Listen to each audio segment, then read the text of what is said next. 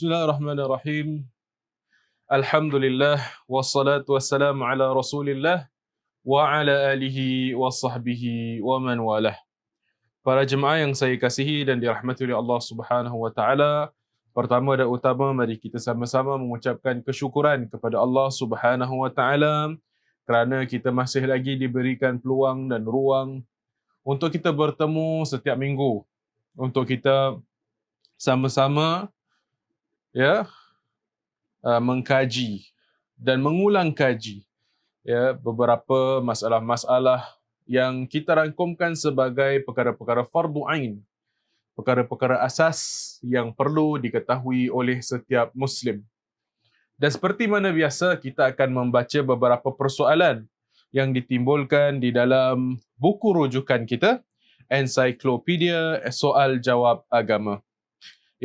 Jadi alhamdulillah kita bersyukur pada Allah Subhanahu wa taala, ini adalah satu nikmat untuk kita dapat bertemu setiap minggu, untuk kita dapat sama-sama mutalaah ilmu walaupun dalam keadaan seperti sekarang inilah, dalam keadaan kita berhadapan dengan wabak pandemik penularan virus COVID-19 ni, di mana kita tidak dapat meneruskan pengajian kita di masjid-masjid, tetapi alhamdulillah dengan nikmat teknologi kita masih lagi dapat bertemu secara dalam talian, kita dapat bertemu secara online untuk kita sama-sama masih lagi meneruskan proses menuntut ilmu kita dalam usaha kita mencari keredaan Allah Subhanahu wa taala.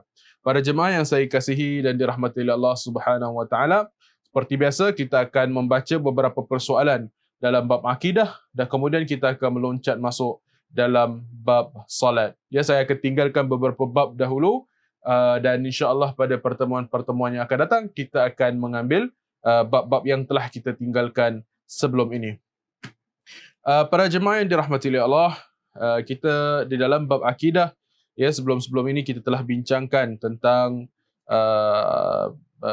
berkenaan dengan iman kepada Allah, dan kita juga masuk pada minggu yang lalu iaitu berkenaan dengan beriman kepada malaikat. Jadi hari ini insya-Allah saya akan mengambil beberapa soalan pada muka surat 32 dan 33 dan mungkin juga beberapa soalan dalam muka surat 34. Soalan yang pertama iaitu soalan yang ke-47, di sini ada persoalan berkenaan dengan sebuah hadis, yang mana dalam hadis ini dikatakan bahawa malaikat tidak akan memasuki rumah yang ada di dalamnya gambar. Jadi yang ditanyakan di sini, malaikat manakah yang dimaksudkan? Jadi kalau malaikat itu tidak boleh masuk ke dalam rumah, adakah maksudnya kalau kita taruh gambar tu, malaikat maut tak boleh masuk rumah? Jadi rumah yang ada orang yang nak meninggal taruh gambar, jadi dia tak jadi mati pasal malaikat maut tak masuk. Adakah itu yang dimaksudkan? Pastinya tidak. Jadi kita tengok sama-sama apakah penjelasannya. Pertama sekali dikatakan di sini, jawapan, sesungguhnya malaikat yang ditugaskan menjaga dan menulis amalan tidak akan berpisah daripada manusia. Itu salah satu jenis malaikat yang tidak akan berpisah daripada manusia. Awak taruh gambar ke, tak ada gambar ke? Kalau tidak, orang nak buat maksiat dia tak nak taruh, dia taruh gambar lah. Nak buat maksiat, taruh gambar. Kenapa? Jadi malaikat yang tulis catatan tu tak ada di situ. Tak boleh, there's no way. Tidak ada cara untuk menipu Allah Subhanahu wa taala. Allah Subhanahu wa taala Maha mengetahui, Jadi malaikat yang seperti itu tidak akan berpisah daripada anak Adam, dan malaikat itu akan sentiasa berada di sisi anak Adam untuk mencatat setiap amalan baik dan buruknya. Hal ini demikian kerana kerja atau tugas mereka yang diperintahkan oleh Allah Subhanahu wa taala. Malaikat tidak akan menderhakai perintah Allah. Jadi ini perintah Allah kepada mereka untuk terus menulis catatan. Walaupun satu perkara itu tidak disukai oleh malaikat. Sebagai contoh, kita dilarang untuk pergi solat berjemaah apabila kita telah selesai makan makanan yang membaukan mulut, menyebabkan mulut berbau. Kenapa? Dalam hadis Nabi kata kerana ini mengganggu, mengganggu malaikat-malaikat. Jadi kalau dia mengganggu malaikat, pastinya dia mengganggu manusia jugalah. Jadi itu tidak bermakna malaikat-malaikat yang ada di sekeliling orang tersebut lari ataupun tidak meneruskan tugas mereka, baik tugas mereka itu untuk menulis catatan ataupun tugas mereka untuk menurunkan rahmat dan sebagainya, membawa rahmat dan sebagainya. Ya, baik.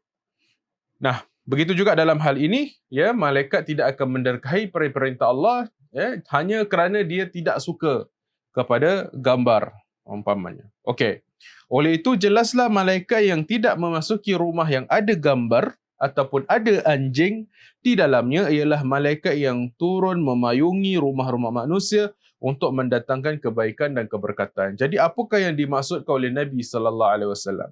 Apabila ada gambar di dalam rumah, ya, maka malaikat tidak masuk. Maksudnya di sini adalah malaikat yang membawa rahmat, ya, malaikat yang membawa kebaikan dan keberkatan. Inilah yang tidak masuk. Justru orang yang menggantung gambar-gambar pada dinding rumah mereka akan menyebabkan mereka dihalang daripada mendapat payungan para malaikat.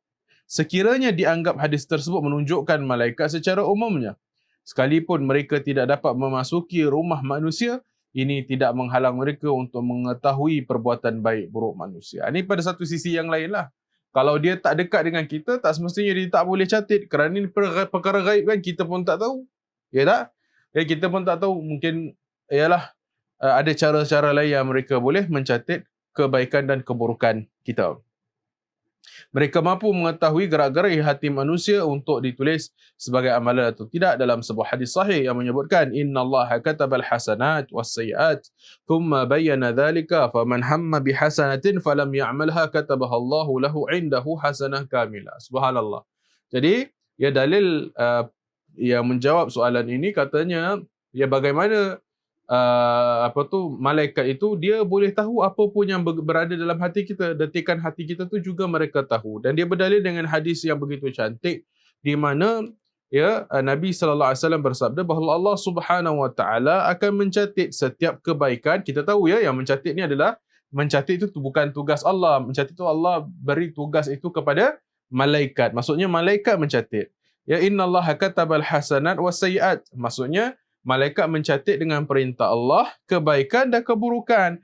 Faman hamma bihasanatin. Kalau terdetik dalam hatinya ingin timbul keinginan dia untuk melakukan satu kebaikan, maka malaikat dah catat dah bagi dia untuk melakukan kebaikan itu.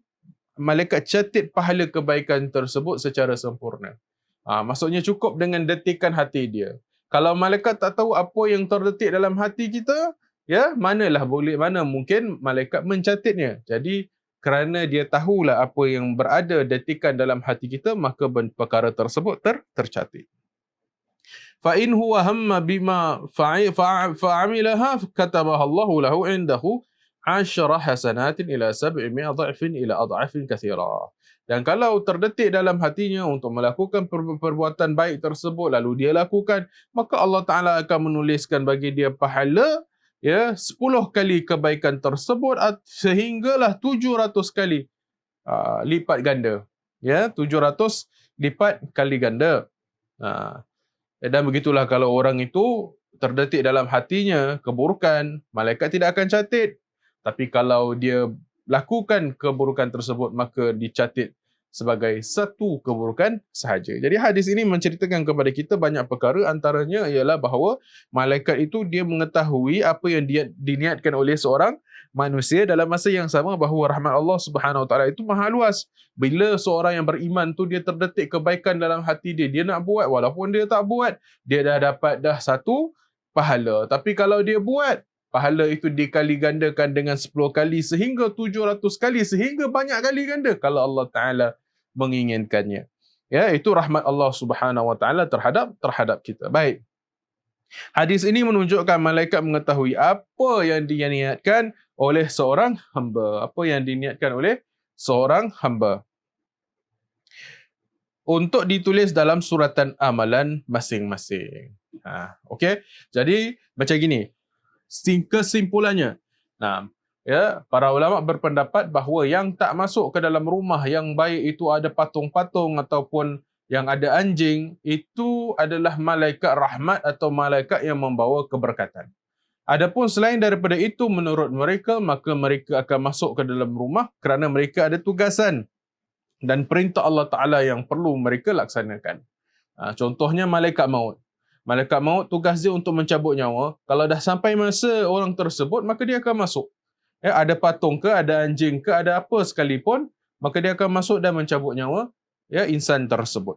Nah, dan kalau dalam sisi yang lain pula, ada banyak cara lagi bagaimana malaikat itu boleh mencatat kebaikan dan keburukan kita kerana dia tahu apa yang ada di dalam hati kita, dia tahu apa yang terdetik di dalam jiwa kita. Baik. Soalan ke-48. Soalan ke-48.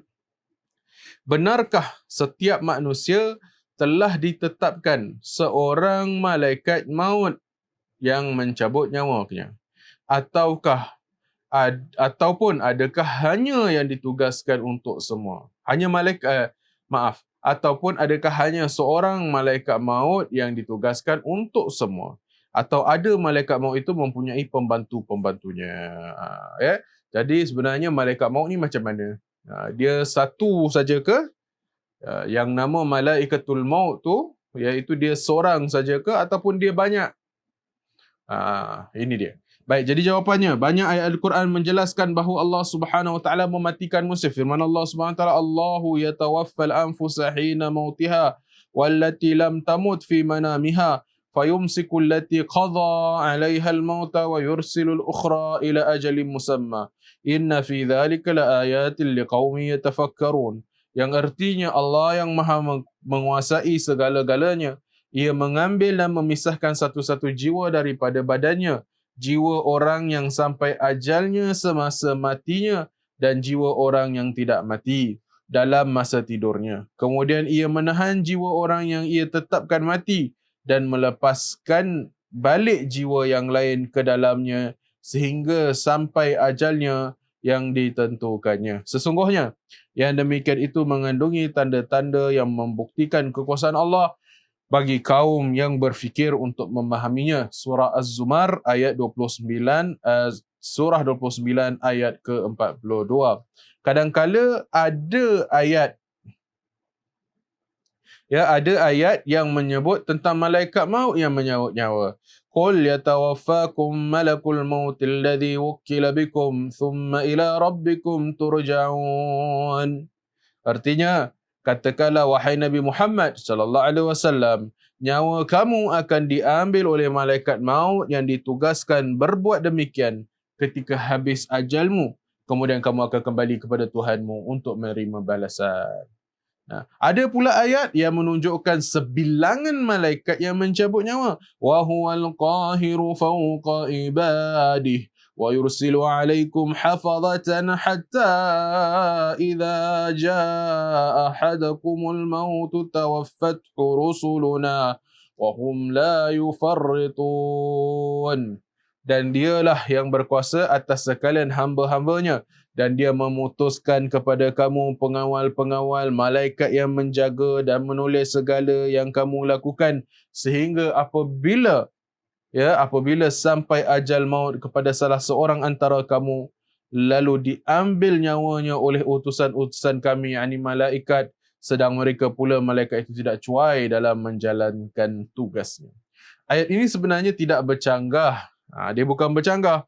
Apa yang disandarkan bahawa kematian itu oleh Allah adalah disebabkan Allah Subhanahu Wa Taala yang mematikan nyawa-nyawa manusia sehingga secara hakikatnya. Di hakikatnya Allah Ta'ala yang mematikan nyawa manusia, bukan orang lain. Ya kan? Atas kuasa Allah, atas perintah Allah. Tidak ada yang mampu untuk mematikan dan mematikan dan menghidupkan kecuali Allah Subhanahu Wa Ta'ala semata-mata. Ya.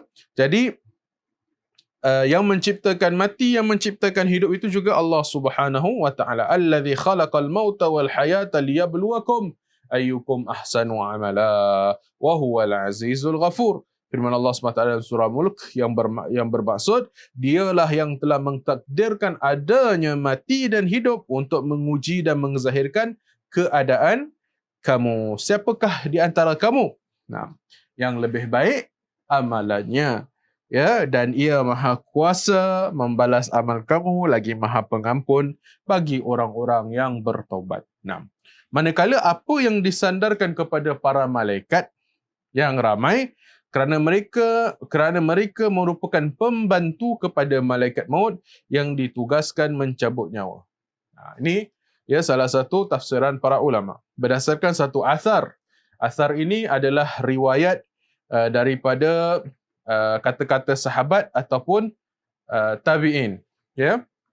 Jadi ada riwayat asar oleh Ibn Katsir bahawa Ibn Abbas mentafsirkan ayat ke-61 ini daripada surah Al-An'am. Dia mengatakan mereka ialah malaikat-malaikat pembantu kepada malaikat maut. Jadi ada ulama kata yang Allah Taala sebut tadi, ya, tawaffathu rusuluna, telah mematikan mereka para utusan-utusan kami lah, malaikat-malaikat. Jadi banyak, ya. Mereka ni siapa? Mereka ini adalah pembantu-pembantu kepada malaikat maut. Kira dia punya assistant, ya, ataupun dia punya orang-orang ikutan dia. Ya. Asy-Syangqiti berkata, ni ulama tafsir juga. Asy-Syangqiti berkata, maka terhasillah bahawa sandaran lafaz mematikan at-tawaffa kepada malaikat maut dalam ayat tersebut kerana ia merupakan malaikat yang diperintah mencabut nyawa. Manakala sandaran kepada sebilangan malaikat kerana bagi malaikat maut adanya pembantu-pembantu yang bertugas mengikut suruhannya. Nah, malah sandaran lafaz itu kepada Allah kerana setiap perkara yang berlaku semuanya atas ketentuan qada dan qadar Allah. Jadi, ya, hidup dan mati ini adalah kuasa perintah Allah Subhanahu Wa Taala yang ditakdirkan oleh Allah Subhanahu Wa Taala, diciptakan oleh Allah Subhanahu Wa Taala. Allah Taala yang menentukan hidup dan mati kita. Tapi Allah Taala ada petugas-petugasnya yang diperintahkan untuk mencabut nyawa. Dan petugas ini yang paling, ya, atasannya ialah malaikat maut.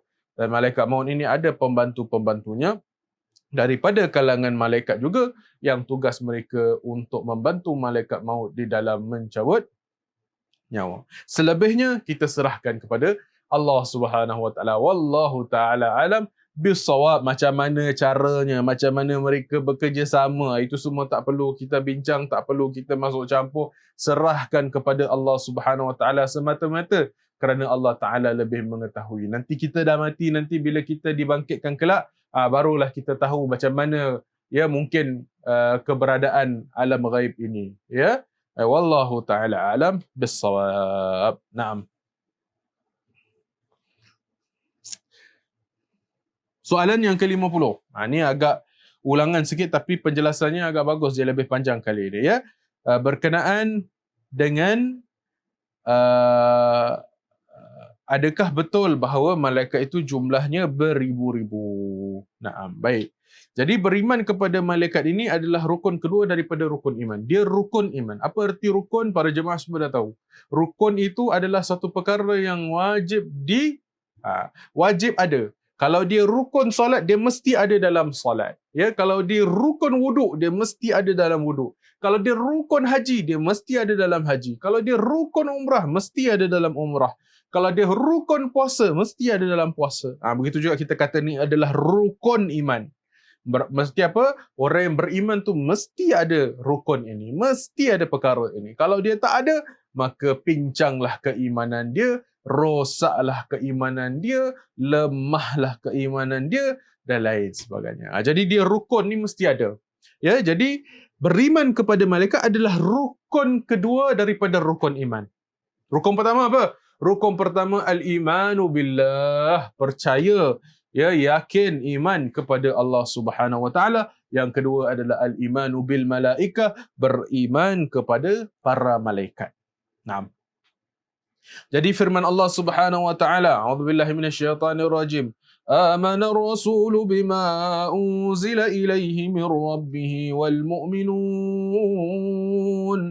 Kullun amana billahi wa malaikatihi wa kutubihi wa rusulihi la nufarriqu baina ahadim min rusulihi.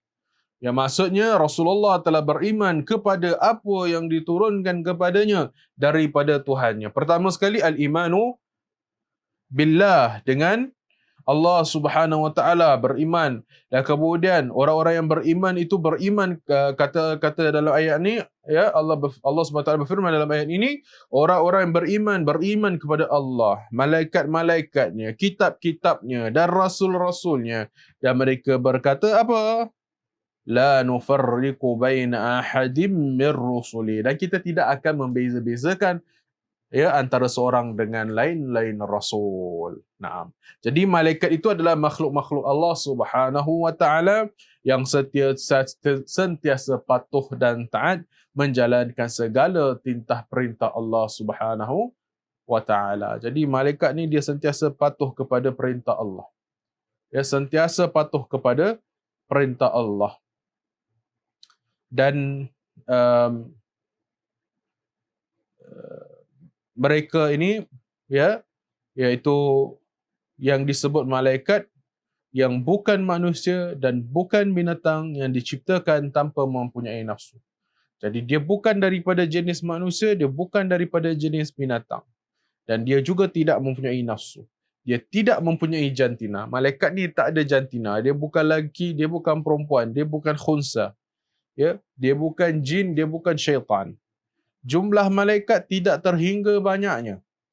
Jumlah dia, hakikat dia bukan 10,000. Bukan beribu-ribu. Dia tak tahu berapa banyak jumlahnya, banyak. Ya, banyak sekali.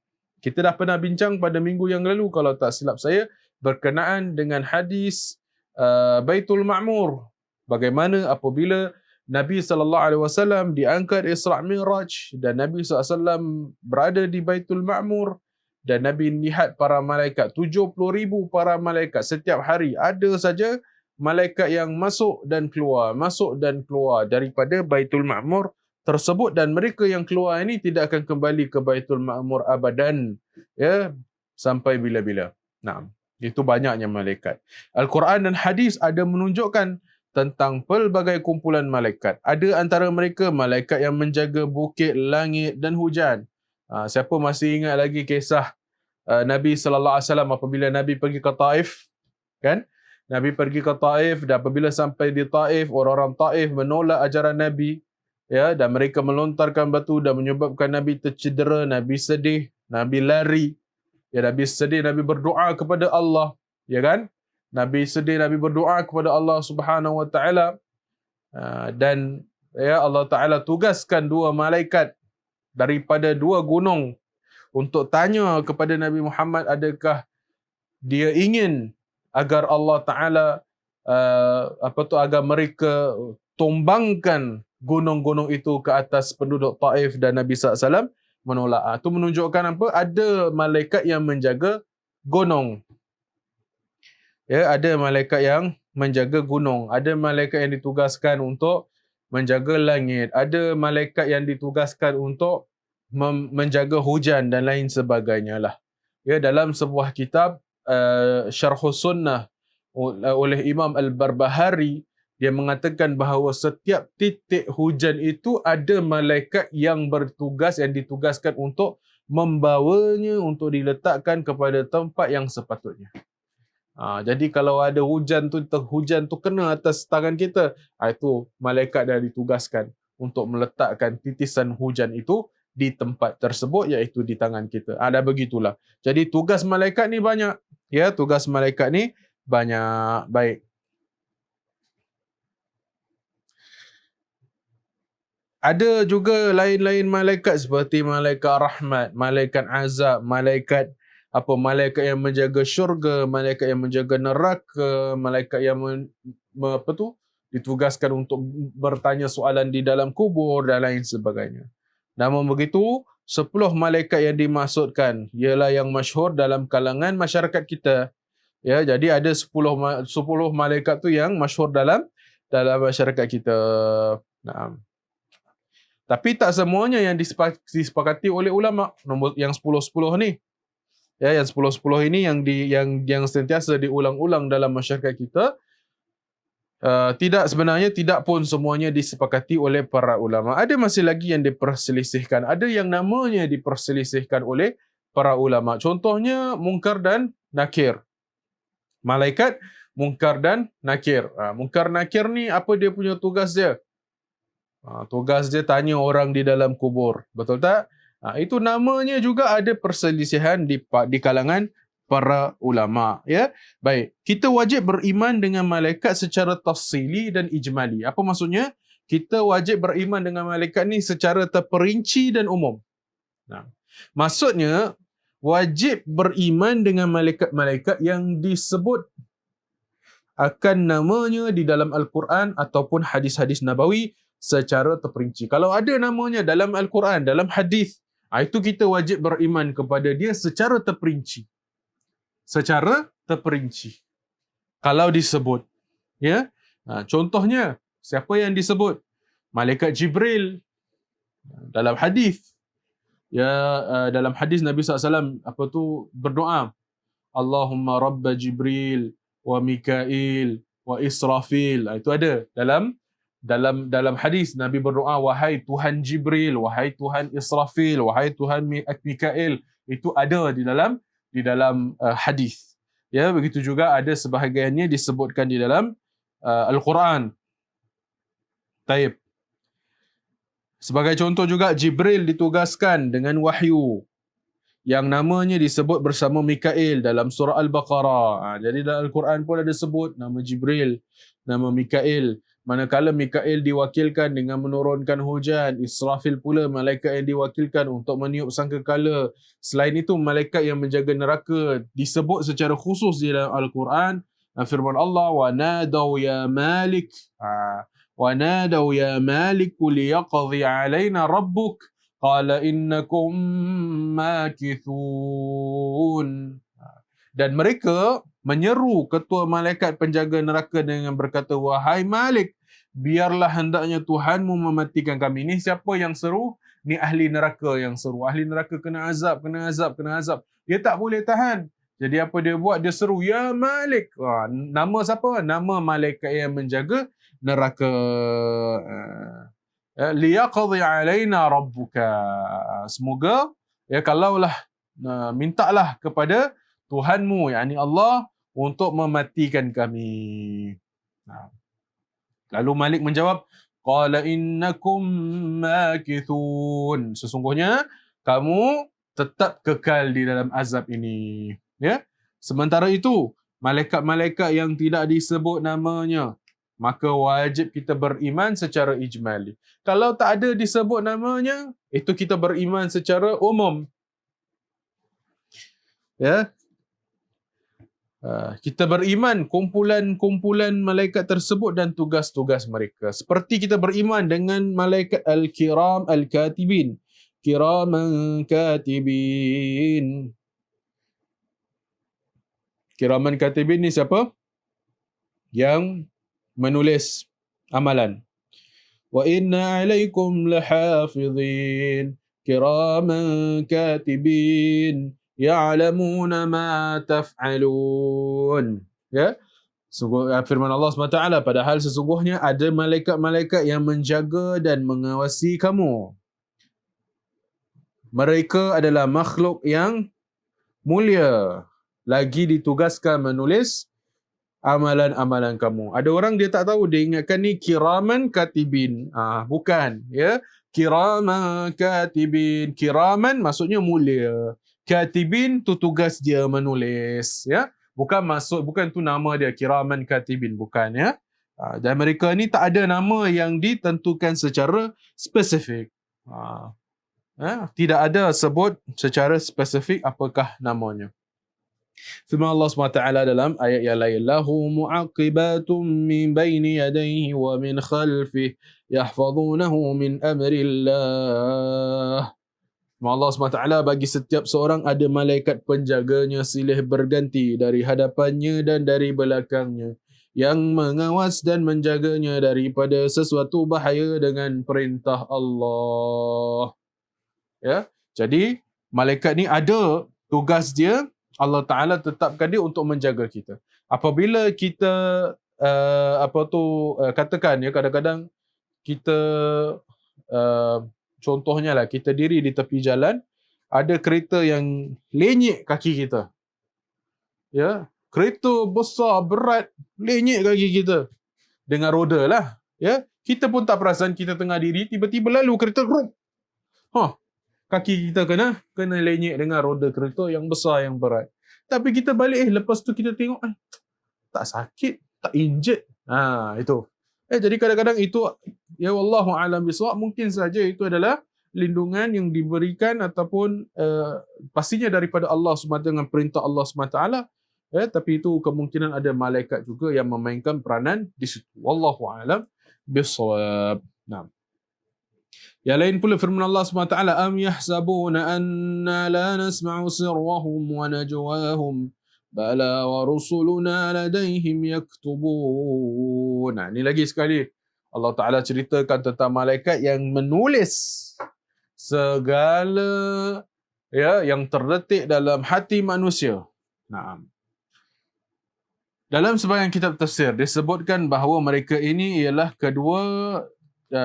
dua di sebelah kanan dan kiri. Yang menulis mereka ialah dua di sebelah kanan dan kiri yang menulis amalan manusia. Malaikat sebelah kanan menulis kebaikan dan sebelah kiri menulis kejahatan, dan dua malaikat lagi yang menjaga manusia, iaitu di hadapan dan di belakang.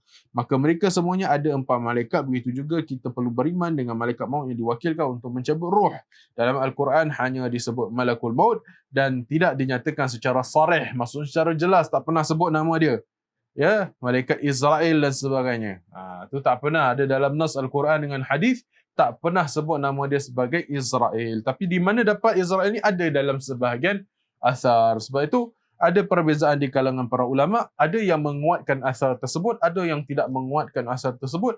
Yang tidak menguatkan asar tersebut, mereka tidak mensabitkan nama malaikat itu.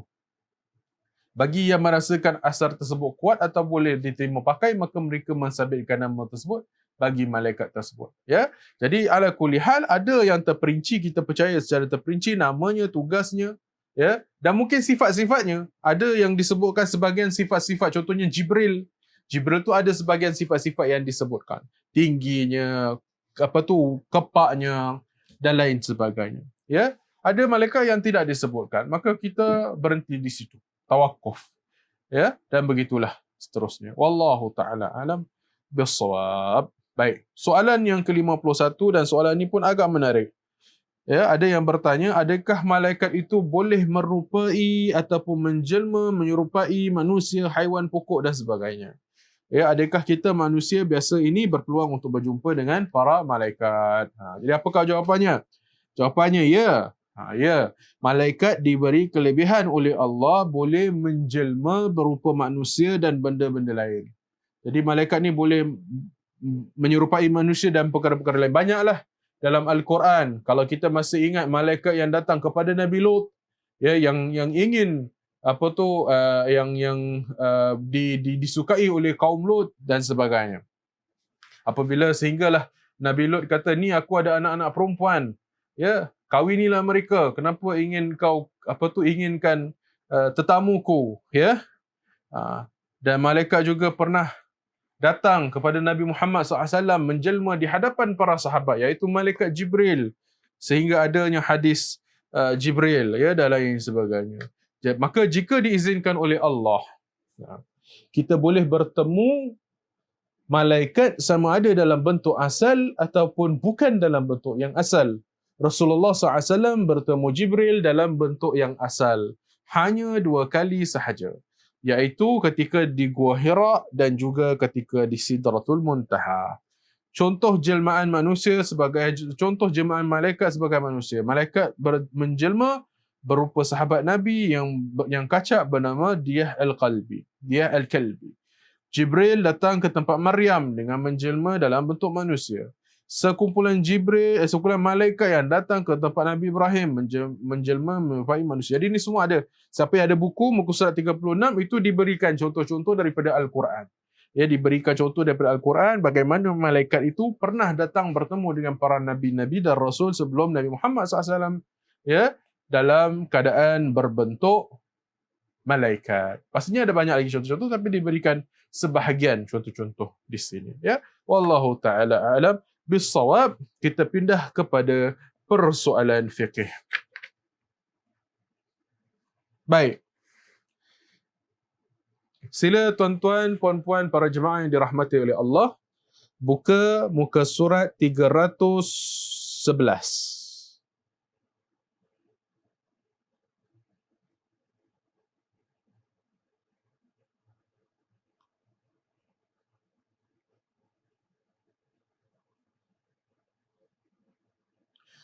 Soalan yang ke-10. Ni ada orang bertanya, ya, adakah boleh kita berkata-kata, bercakap-cakap apabila azan sedang dilaungkan? Kerana waktu kecil-kecil dulu, apabila azan tu sedang dilaungkan, ya, orang-orang tua marah kepada mereka, tegur mereka agar diam, jangan berbual. Ya, ini dulu-dululah. Ya, dulu-dulu orang-orang tua kalau cakap, budak-budak dengar. Tapi kalau sekarang ni, kalau cakap, dia makin kuat berbual dia. Ya, kadang-kadang orang itu diejek pula lagi dan lain sebagainya. Ala kulli hal, ya, perlu kita tahu bahawa hukum berbual-bual sewaktu azan ini tidaklah haram, ya. Bukanlah haram, tetapi kita memperlahankan suara kita ataupun kita diam untuk menghormati syiar Islam tersebut. Dan lebih baik lagi untuk mengikut sunnahnya ialah kita mengulangi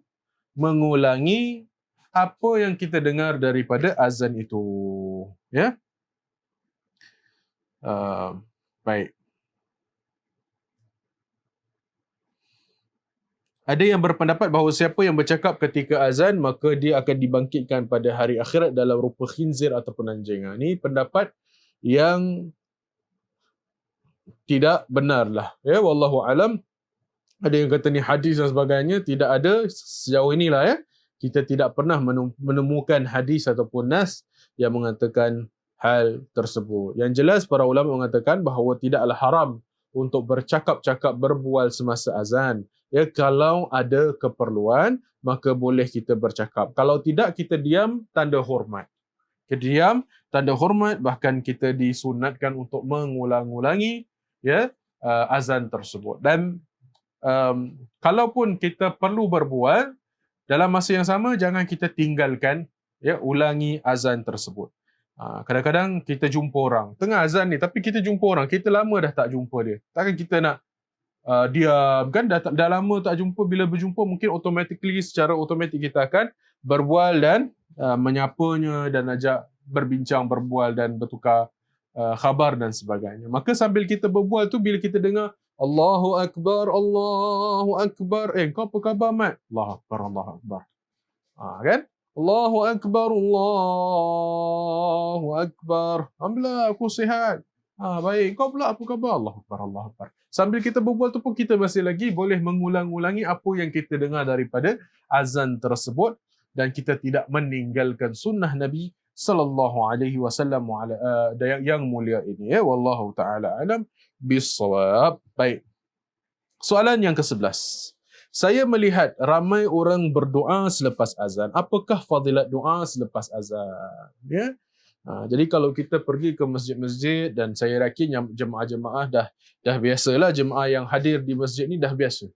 Ya, apabila pergi ke masjid melihat orang ramai, bila lepas azan mereka akan berdoa. Ya. Jadi apakah fadilatnya? Kata ada sebuah doa yang khusus yang diajarkan oleh Nabi sallallahu alaihi wasallam. Sabda Nabi sallallahu alaihi wasallam, man qala hina yasma'u nida.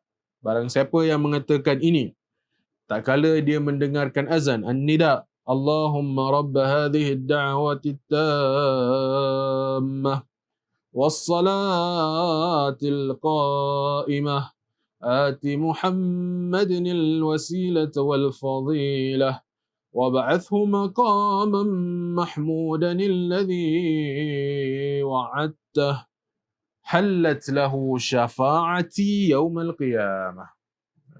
Ya, kata Nabi sallallahu alaihi wasallam, barang siapa yang berkata apabila mendengar seruan azan, ya Allah, Tuhan yang menguasai seruan ini yang sempurna dan salat yang akan didirikan, berilah kepada Nabi Muhammad sallallahu alaihi wasallam al-wasilah dan fadilat, bangkitkanlah dia dalam makam yang terpuji yang telah engkau janjikan, maka halallah baginya syafaatku pada hari kiamat. Siapa yang membaca doa ini, aqal syai, paling sikit pun lah, paling kurang pun doa ini kalau dibaca, maka halallah baginya syafaat Nabi sallallahu alaihi wa ala alihi wasallam. Siapa yang nakkan syafaat Nabi SAW nanti, apabila dia dengar azan, habis azan, bacalah doa ni. Jangan sibuk khusyuk sangat dengan telefon, main telefon sampai tak teringat nak berdoa. Sibuk membawang, bercerita dengan orang sampai terlupa nak berdoa. Dan orang-orang yang bertugas di masjid pun sama, jangan sibuk khusyuk depan komputer buat kerja, habis saja azan tak berdoa, ataupun sibuk bersihkan masjid, habis azan tidak berdoa. Tak, semua yang mendengarkan azan ini, yang membaca doa ini selepas habis saja azan, maka halal syafaat Nabi Muhammad sallallahu alaihi wasallam bagi orang tersebut. Jadi apa yang dimasukkan oleh doa ini dengan al-wasilah? Yang disebut wa aati Muhammadanil wasilata wal fadilah. Apakah yang dimaksudkan dengan al-wasilah? Ia sebenarnya adalah kedudukan dalam syurga yang dikhususkan kepada hamba Allah Subhanahu wa taala. Doa ini seolah-olah kita memohon agar Allah Subhanahu wa taala mengurniakan pangkat yang tinggi kepada Nabi Muhammad sallallahu alaihi wasallam. Jadi syafaat ini bukan perkara dan kita minta kepada Allah Subhanahu wa taala untuk berikan syafaat kan. Nabi SAW kata halal syafaat. Dan syafaat ni bukan benda yang kecil. Pada hari kiamat semua orang akan rasa susah. Pada hari kiamat semua orang akan rasa mereka tu tertekan. Ya kan? Dan syafaat inilah yang akan kita dapat daripada baginda Nabi Muhammad sallallahu alaihi wa ala alihi wasallam. Selain daripada doa ini, sementara kita menunggu antara azan dan iqamat, maka kita juga digalakkan untuk berdoa dengan apa jua doa, kerana doa di antara azan dan iqamat ini adalah doa yang tidak ditolak oleh Allah Subhanahu wa taala. Nabi sallallahu alaihi wasallam bersabda, ad-du'a la yaruddu bainal adhan wal iqamah.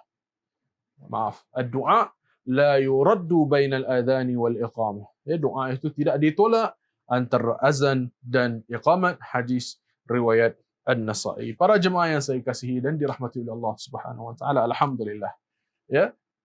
Perkongsian yang ringkas ini semoga ianya bermanfaat dan menambah nilai kepada kehidupan kita sebagai seorang muslim sehari-hari.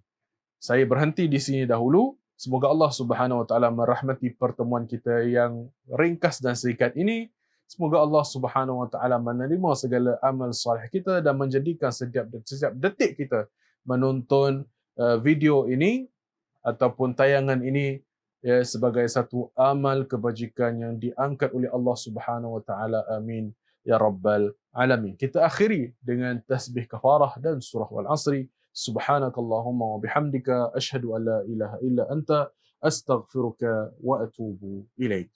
وصلى الله على نبينا محمد وعلى آله وصحبه وسلم.